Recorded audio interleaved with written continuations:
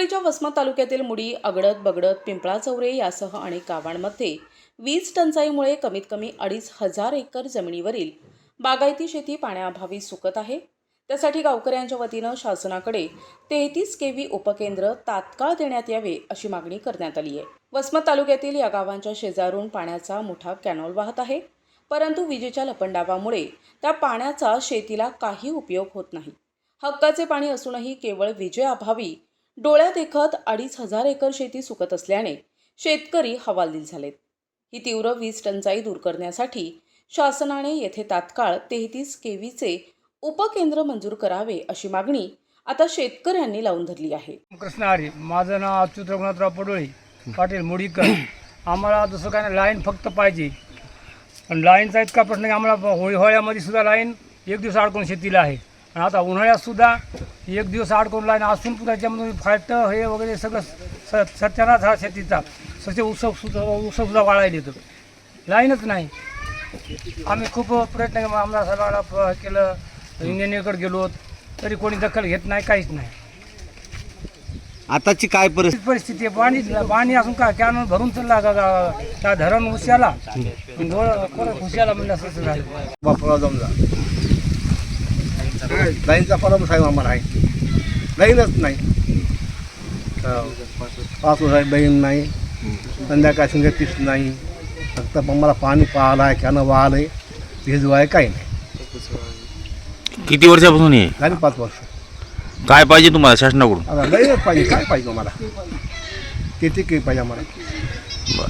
पंडितराव पांचाळ, राहणार मुडी, तालुका वसमत, जिल्हा हिंगोली।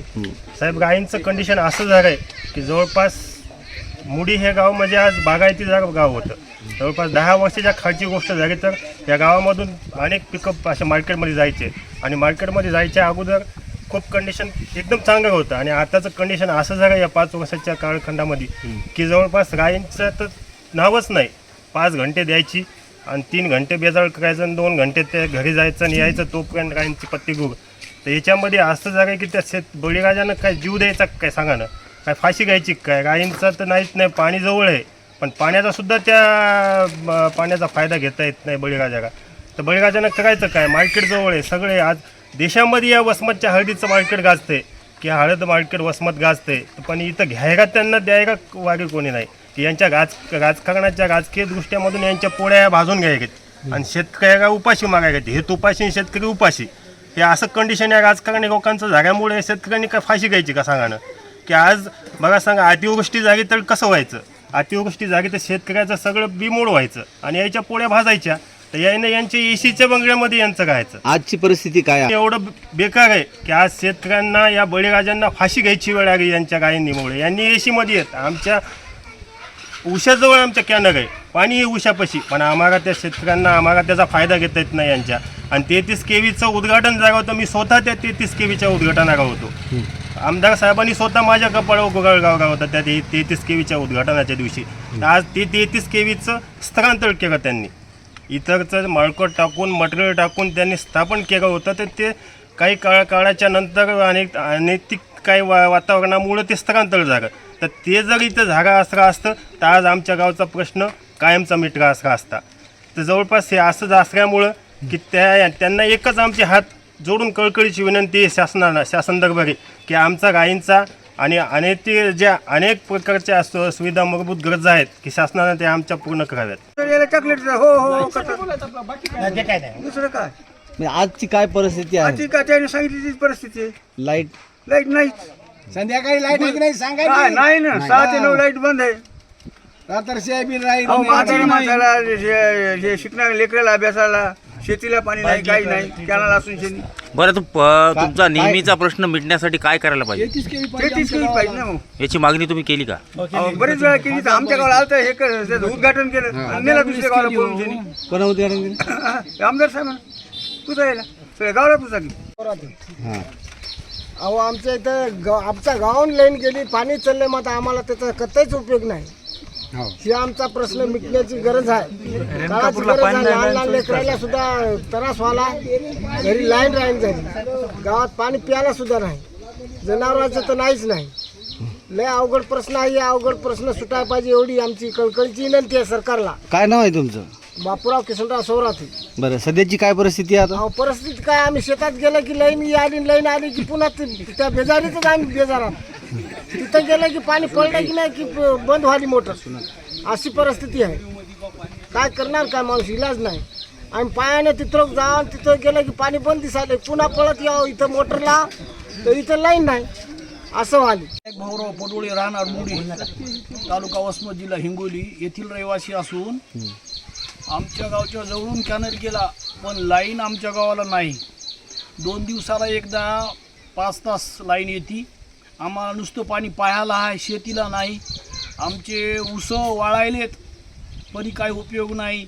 आम्ही आमदार साहेबाकडे गेलो, विनंती केली, करतो. त्याच्यानंतर इंजिनियरकडे गेलो. आम्हाला एवढा त्रास आहे लाईनचा की 2 दिवसाला 3 दिवसाला 4-5 तास लाईट येते. त्याच्यामुळे 2-3 बऱ्या जाती. पुन्हा संध्याकाळी 6 ते 9 लोडशेडिंग राहते. जेवायच्या वेळात लोडशेडिंग. पुन्हा विद्यार्थ्याला अभ्यासाला लाईन नाही. लहान लेकरायला मच्छर चावतात, तरी त्याची कोणी दखल घेत नाही. पुष्कळ वेळा आम्ही इंजिनियरकडे गेलो, पण काही उपयोग झाला नाही. तुमच्या गावाबरोबर आणि 3 गाव आहेत असे. पण जास्त त्रास आम्हालाच आहे.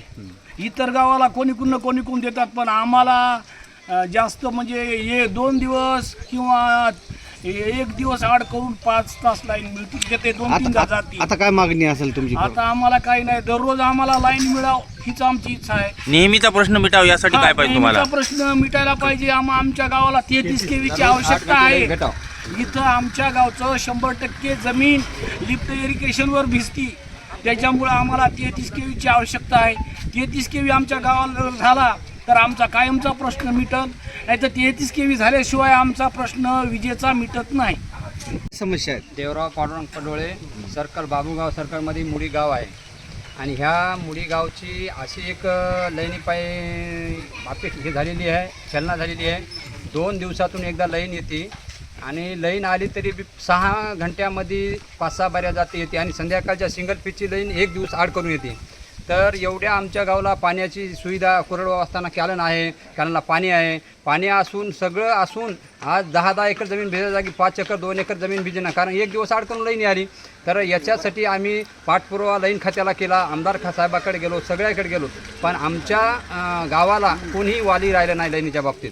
1 दिवस आड करून लाईन आल्यावर कसं भिजवायचं आणि कशी, आणि लहान लेकरं आहेत आणि त्याच्यासाठी सिंगल पीच लाईनसुद्धा 1 दिवस आड करून येते. तर आमचं गाव आजच्या काळाला म्हणजे 50 वर्षाखाली जे आदिवासी लोकांनी का तसं आज आमच्या गावामध्ये आदिवासी लोकांनी आजसुद्धा आमचं गाव लाईनीच्या बाबतीत, फोनच्या बाबतीत, सगळ्या बाबतीमध्ये सुविधा आमच्या गावाला काहीच नाही. आमच्या गाव सर्कलमधला आमदार असून आम्हाला त्याचा काहीच कितीभर फायदा झालेला नाही आतापर्यंत. पण 33 केवीचं उद्घाटन 33 केचं झालं होतं, पण त्यांना 33 के मध्ये बाकी ऐकण्यात आले की दुसरीकडे त्याचं काही भांडवल नेलं आणि 33 के मध्ये त्यांनी लक्ष दिलं नाही. म्हणजे उगा आता हे उल्लू बनीनं हे करणं, टायमाला जिल्हा परिषदेच्या टायमाला यायचं, आमदारच्या टायमाला यायचं, तुम्हाला आम्ही असं करू तसं करू, पण काही आम्हाला किंचित फायदा जवळ असून सुद्धा झाला नाही. प्रतिनिधी नंदू परदेशी, NTV न्यूज मराठी, वसमत, हिंगोली.